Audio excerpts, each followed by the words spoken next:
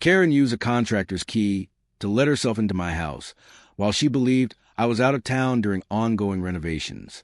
But when she stepped through my front door at exactly 2 o'clock in the afternoon, she was met by me standing in the living room alongside 4 armed police officers who had been tracking a string of HOA president burglaries for the past 6 months. My name is Harold, and I am a detective with the Scottsdale Police Department in Arizona, specializing in property crimes and burglary investigations. I have spent 19 years working cases involving theft, unlawful entry, and organized burglary rings. My work demands patience, an eye for behavioral patterns, and the ability to build airtight cases that actually lead to convictions. What Karen did not realize when she illegally entered my home was that she had just walked straight into an active police operation, one where I was both the assigned detective and the intended victim, and I had been preparing for this exact scenario. I live in Desert Ridge Estates, a subdivision constructed in 2014 on the north side of Scottsdale, known for upscale homes and carefully maintained common areas. The HOA oversees amenities and shared spaces. For 8 years, I lived there quietly and without incident, keeping my law enforcement career private, as most detectives prefer to do. Then Karen moved into the neighborhood about 18 months ago. She had golden blonde hair and almost immediately ran for the HOA board, winning easily because most residents didn't bother to vote. Within 3 months, she became HOA president. Her priorities centered on aggressive property inspections and making sure every home met her personal standards. What initially appeared to be typical HOA overreach soon began to feel like something more deliberate once I started recognizing a troubling pattern. Over the last year, 6 homes in Desert Ridge Estates had been burglarized while the owners were either on vacation or in the middle of major renovations when the houses were temporarily unoccupied. The burglaries were professional. No forced entry, minimal disruption, only high-value items taken. Whoever was responsible clearly knew when the homes would be empty.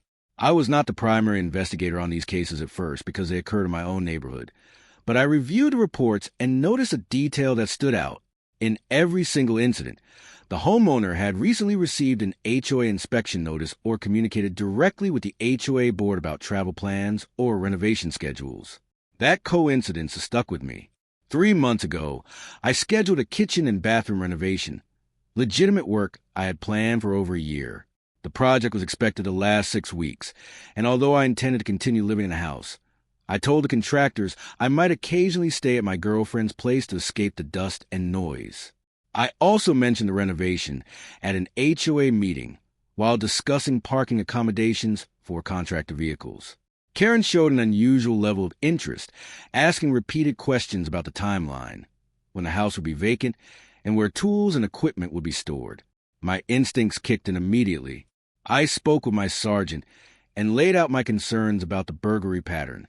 He agreed it warranted further investigation and assigned Detective Morris to work alongside me, since I could not officially investigate a case in which I might be a victim. Together, we devised a plan.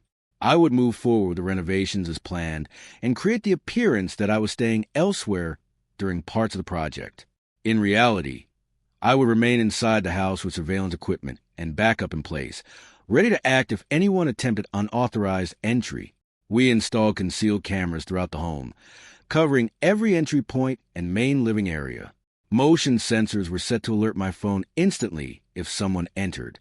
A tactical response team was placed on standby once an attempted burglary was confirmed. The contractors began work in early October. I made a point of packing bags and casually telling neighbors I'd be staying with my girlfriend during the demolition phase. I parked my personal vehicle at her place and had a co-worker drop me off at my house using the back alley, so no one would notice. The contractors were issued keys for work hours, which were supposed to be returned each evening, but I suspected one had been copied. For 2 weeks, nothing happened. The crew arrived, worked, and left as scheduled. I stayed concealed in my upstairs bedroom, monitoring the camera feeds and waiting. Then, on a Wednesday afternoon, everything aligned. The contractors left at 3 p.m., returning the keys to the lockbox as instructed. I watched them drive away on camera. At 3:45 p.m., my motion sensors triggered. Someone had opened the front door. I pulled up the live feed and saw Karen enter my house using a key. I immediately texted Detective Morris. Subject entering now. Front door. Female matching suspect description. His reply came instantly. Team is 2 minutes out. Stay hidden. Let her commit to the entry. I watched as Karen shut the door behind her and scanned the living room. She carried a large tote bag and wore gloves. She moved through the main floor, inspecting the renovation work, opening cabinets and drawers in rooms untouched by construction. She was clearly searching for valuables. When I heard her footsteps heading toward the stairs, I texted Morris again. Subject moving to second floor. I'm in position. The plan was for me to remain hidden until the tactical team arrived, but Karen changed that by climbing the stairs toward my location. I stepped out of the bedroom and stood at the top of the staircase. Karen, what are you doing in my house? She froze on the fifth step, eyes wide with shock. Harold, I thought you were staying at your girlfriend's place. I replied, that doesn't explain why you're in my house with a key I never gave you. She claimed she was conducting an HOA inspection due to complaints about contractor noise. I informed her that HOA inspections require 24-hour written notice and homeowner consent, neither of which she had. You just committed burglary, I said. She insisted she had authority as HOA president. I told her she had no authority to enter my home without permission, that she was trespassing, and that I was a police detective. Do not move. Her face drained of color. You're a cop? She asked. Scottsdale Police Department. I said, 19 years. Years. And you just walked into an active burglary investigation. As the words left my mouth, I heard vehicles pulling up outside. The tactical response team had arrived. For officers in full tactical gear stepped out alongside Detective Morris. I called down the staircase. Front door is unlocked. Suspect is on the stairs. No weapons visible. The front door swung open, and 4 officers entered with weapons drawn, followed closely by Detective Morris in plain clothes. Scottsdale Police. Show me your hands, the lead tactical officer commanded. Karen slowly raised her hands, the tote bag slipping off her shoulder and hitting the floor. This is a mistake. I'm the HOA president, she said. You are under arrest for burglary, Detective Morris replied. You have the right to remain silent. The officers placed Karen in handcuffs, while Morris read her Miranda rights. They searched the tote bag and recovered burglary tools, a small pry bar, a flashlight, latex gloves, and several small zip-top bags clearly intended for transporting stolen property. Once Karen was secured in a patrol vehicle, Detective Morris and I reviewed the surveillance footage together. The video clearly showed Karen using a key to enter my home, wearing gloves, carrying tools, and systematically searching through rooms. Harold, this is textbook residential burglary, Morris said. With the video and the tools, this case is solid. Over the following week, the investigation expanded rapidly. We obtained search warrants for Karen's home and vehicle. In her garage, we recovered items stolen from 3 of the previous 6 burglaries, jewelry, electronics, and collectible items that had been reported missing.